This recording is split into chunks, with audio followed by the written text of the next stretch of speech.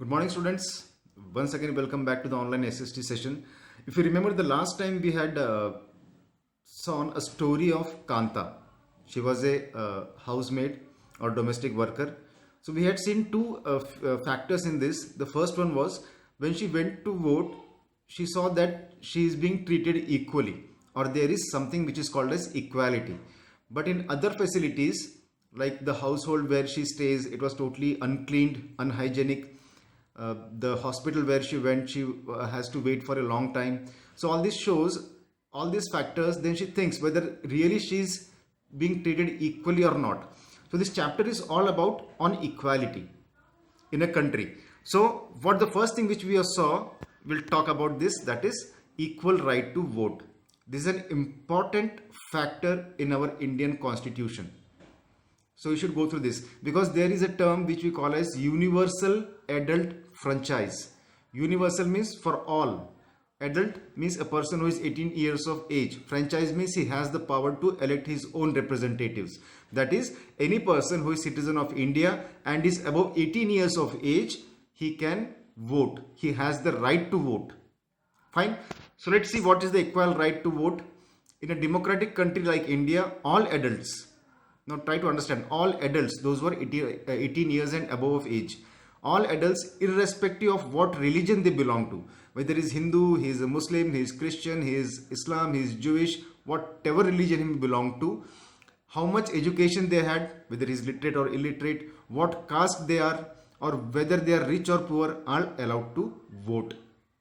So again we will read this in one go. It's a very nice thing which we have in our country, that is, in a democratic country like India, all adults, irrespective of religion they belong to, how much education they have had, what caste they are, whether they are rich or poor, are allowed to vote. That means everyone is allowed to vote.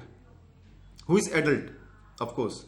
That is called universal adult franchise. Now if I say that define universal adult franchise, so you can say all adults irrespective of their religion, their education, their caste, whether they are rich or poor, they are allowed to vote. This is the meaning of universal adult franchise. Fine. This is called universal adult franchise and is an essential aspect of all democracies. All democracies follow this, the universal adult franchise. The idea of universal adult franchise is based on the idea of equality. That means whether he is of any religion, he is of any caste, he is whether literate or illiterate, whether is rich or poor, they are all equal in terms of giving the vote. Now there are certain other things which we see, other kinds of equality. Now this was about vote, but when we see in our general life, apart from being poor, people in India experience inequality which is based on caste system. Now if you remember, in olden times there was a system called untouchability. The people who were Dalits, who were from lower caste, they were not allowed to go into temples.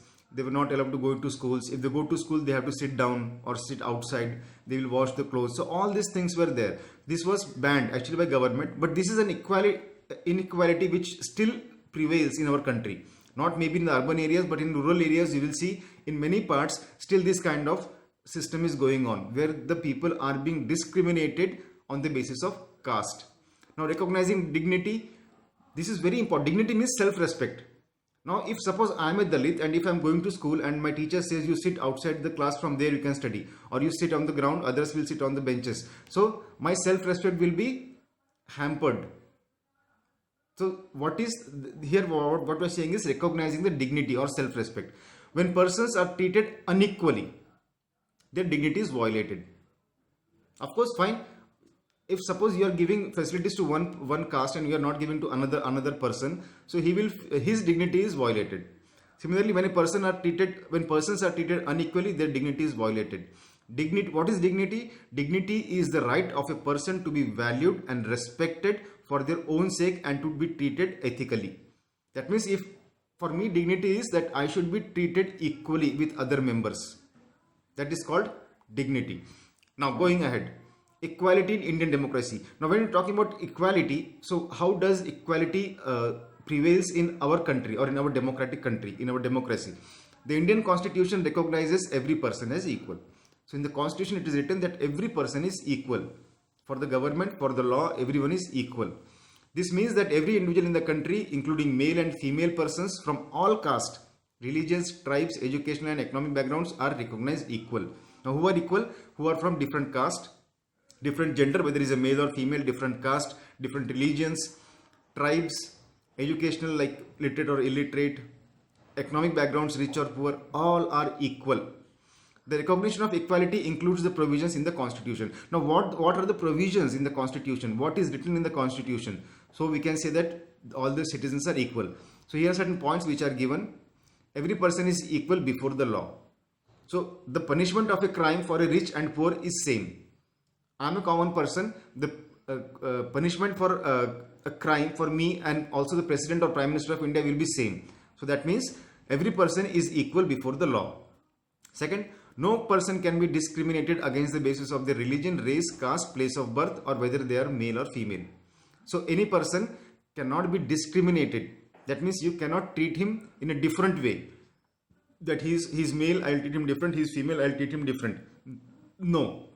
For everyone, whether he is of any caste, any religion, any tribe, his place of birth, his literacy level, whatever it may be, they are all equal. Every person has access to all public places. Like I said, in untouchability, the lower caste people were not allowed to go into temples.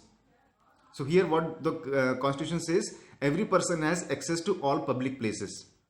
Public places means which are from the government or community owned. So all people have that benefit. Like every person, whether he is of any religion, caste, he can go to the government hospitals, government schools. They cannot deny them. You are from this religion and you cannot come here. They cannot do that. So all the public places are open to all. Everyone has that accessibility. Next, untouchability has been abolished, which I said, untouchability. It has been abolished. It was a kind of curse on the Indian society, but now it has been abolished. But in certain rural parts, there may be. But if anything like this happens, they can go to court because it is prescribed in constitution that untouchability is banned. Okay. Now what the government does? Now steps taken by government to implement equality, because maybe as a person I may be not treating everyone equally, but there should be pressure from government. They should make certain laws. All these things have to be done by the government. What they do?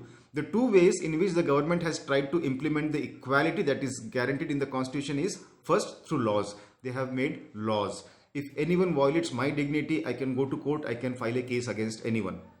So that is given in the law. Second, through government programs or schemes, many schemes and programs are being launched for giving for upliftment of the backward classes or societies where they should not be treated equally. So one of the steps taken by the government includes the midday meal scheme, because many of the poor people, they go to government schools.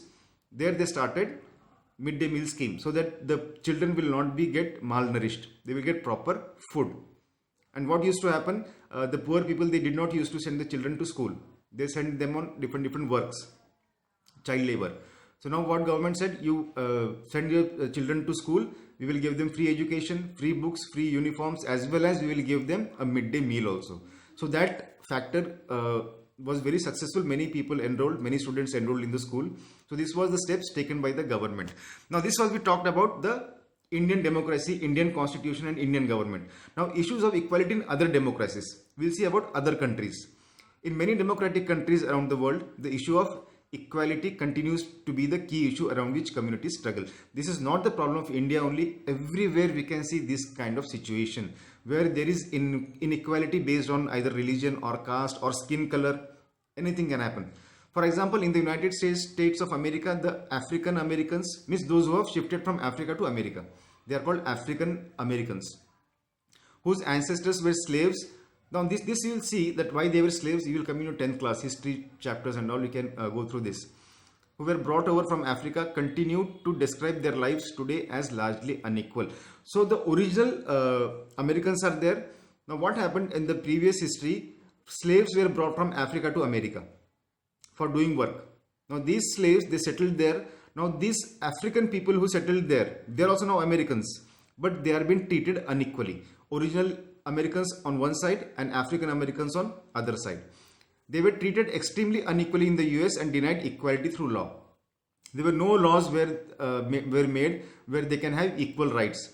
Then what happened? Then there was Civil Rights Act of 1964.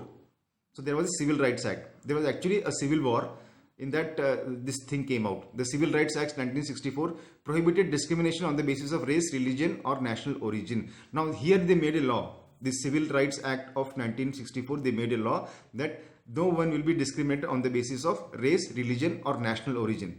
It also stated that all schools would be open to African American children and they would be no longer to attend separate schools specially set up for them. So earlier what happened? There were separate schools. For original Americans, separate school. For African Americans, separate school. But now the law said that all school will have to admit these people also, these students also. So now they did not have any different kinds of schools. In every school, Americans as well as African Americans started going. So this was the end of that African American factor. So this is how they reacted or how they responded towards the inequality. So this is all about the chapter, very small chapter, 5-6 pages. So we have covered almost all the topics. Tomorrow I will send you notes and important questions on this chapter, that is on equality. Thank you. Have a nice day.